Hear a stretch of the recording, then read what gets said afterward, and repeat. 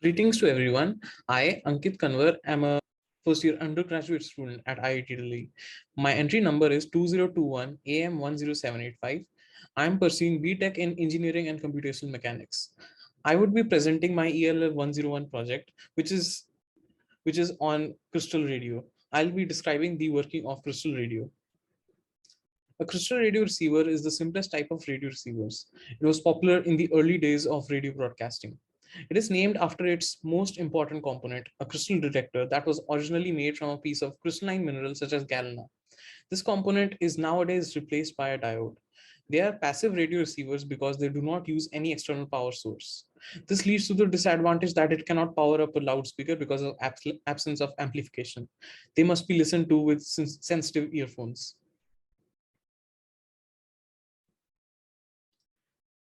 Crystals were first used as a detector of radio waves in 1894 by Jagdish Chandra Bose in his microwave optics experiments. Crystal radios could be made with a few inexpensive parts.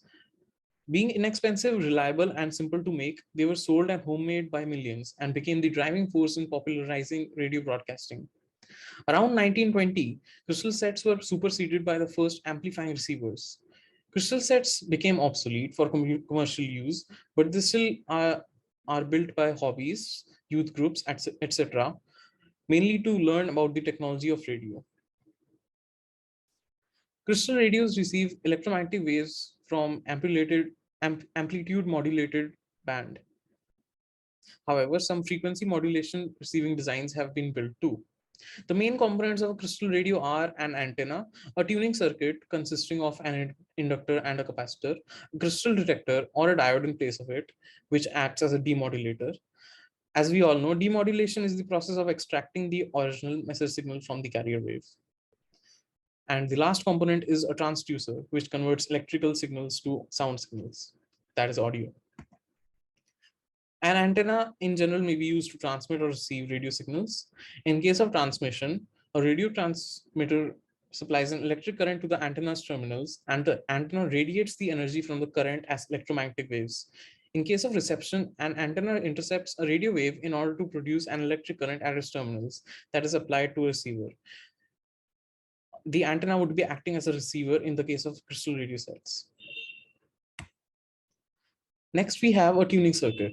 It consists of an inductor, that is a coil of wire, and a capacitor connected to each other. It is a resonant circuit, and its resonant angular frequency is given by omega naught is equal to 1 by square root LC. Where L is the inductance of the inductor and C is the capacitance of the capacitor. The circuit allows only those signals to flow through it that have the angular frequency nearly equal to the resonant frequency, and it rejects the other signals. This is because at or near the resonant frequency, the amplitude of current is maximum. The selection of frequencies depends on quality factor.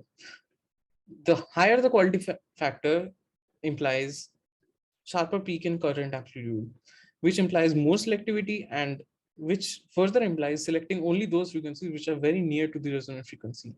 Either the inductor has variable inductance or the capacitor has variable capacitance, which allows us to adjust the resonant frequency to our wish and hence helps in tuning. This adjustment is called tuning.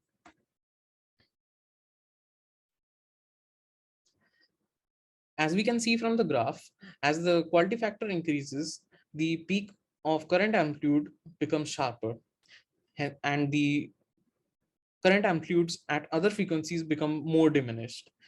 Hence, selectivity increases as the quality factor increases. Next, we have a demodulator. It can be done by a crystal detector or a diode. It consists of a crystal detector consists of a piece of crystalline mineral in contact with a metal, which rectifies alternating current radio signal. The contact between two dissimilar materials at the surface of the detector's semiconducting crystal forms a crude semiconductor diode, which acts as a rectifier. Now, how does a diode act as a rectifier? Diodes conduct current largely in one direction, that is forward bias, and minimally in the other, reverse bias. Hence, AC signals are converted to pulsing DC signals, and the diode or crystal detector acts as a rectifier. A capacitor is connected in series, which acts as a filter, that is, it converts pulsating waveform to a non-pulsating waveform. Now, how does it do that?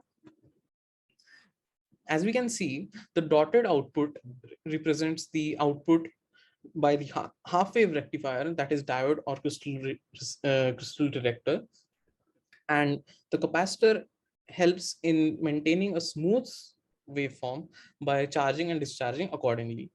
This helps in giving a non-pulsating DC waveform. This is the function of filter, a capacitor as a filter. These are the schematic diagrams of a crystal radio.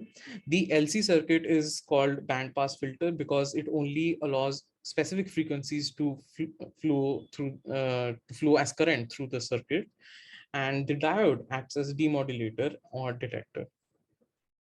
Earphones are connected across the capacitor and they receive rectified and filtered output through the rectified and filtered output. Earphones act as transducers. A transducer is connected across the output terminals, across the capacitor of the demodulator circuit to convert the demodulated electrical signals into audio signals. High impedance headphones or earphones are needed to pick up audio signals from a crystal radio. Low impedance headphones or earphones do not work in this scenario. This is because to enable sufficient audio output, we need high voltage across the transducer. Low current signals are produced by a crystal radio circuit, so high impedance ensures high voltage drop across the transducer. Thank you.